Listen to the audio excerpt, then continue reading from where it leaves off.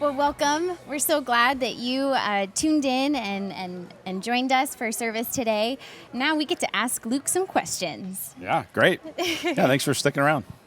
All right, well, we're just going to go ahead and dive right in. You said we got some good ones, huh? We do. Great. We got some great ones. So Awesome. Thank you so much for sending in your questions. Cool. It was hard to kind of pick through some of them, but I think we got a good lineup.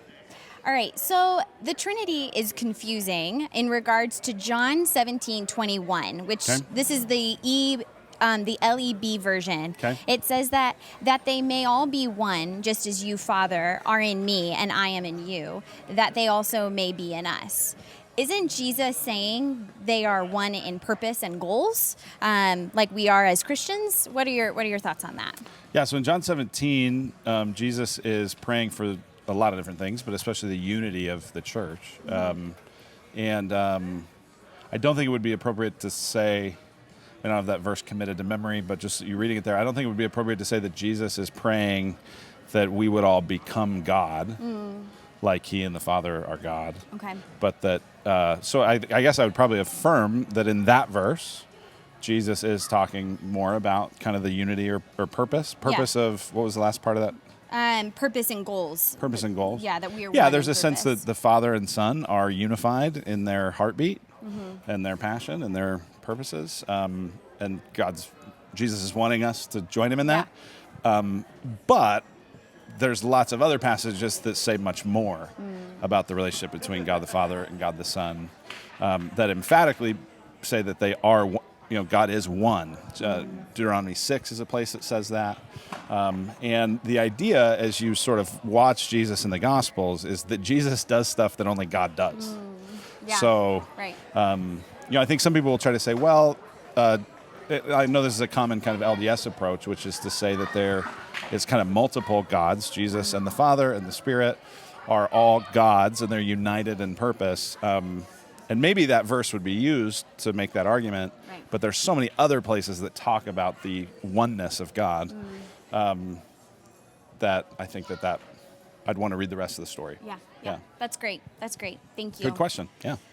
Okay, another question. How would you support your child if they were a part of the LGBTQT community? Yeah.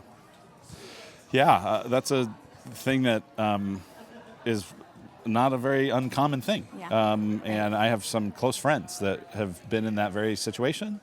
And I've watched them kind of walk through that, where they're followers of Jesus, and their kids kind of know where they're at in terms of faith, but kind of go that direction. And mostly I would want to respond, to really answer this question is going to take more than I could probably do right in this Right, moment. of course. I think you'd want to respond with a lot of compassion and a lot of trying to maintain relationship. Yeah. My guess is that, especially if you're a follower of Jesus and you've kind of made your views clear on it, that it would take a lot of really courage for your kid to bring that to you, knowing where you stand on it. And so that probably wouldn't be the time when they need to be reminded of what they already knew you believed. That might be the time to just have them experience that you love them no matter what. But then walking through that process for a longer period of time just becomes a really complex situation. We have a number of people in our church. If you're walking through that yourself, we have some other people in our church that are walking through that as well. Yes. And we would love to try to connect you with them so that you can learn from each other. Absolutely. That was great. Thank Yeah. you. Okay, two more.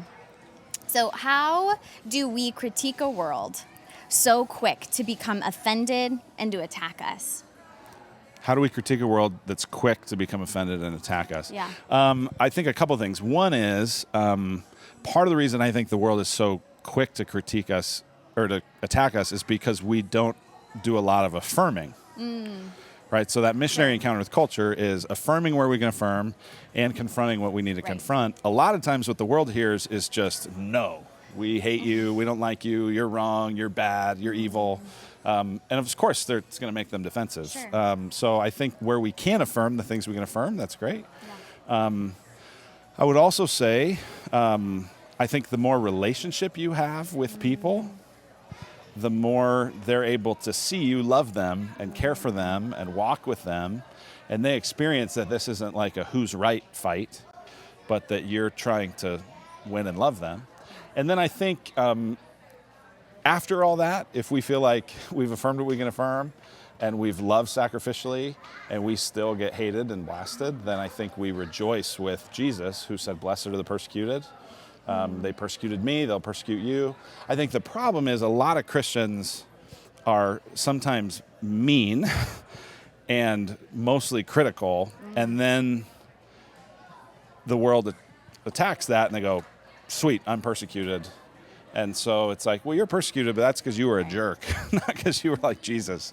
But we shouldn't imagine or even really expect that if we do it all exactly right, we'll be loved and affirmed by the world. They killed Jesus. Yeah.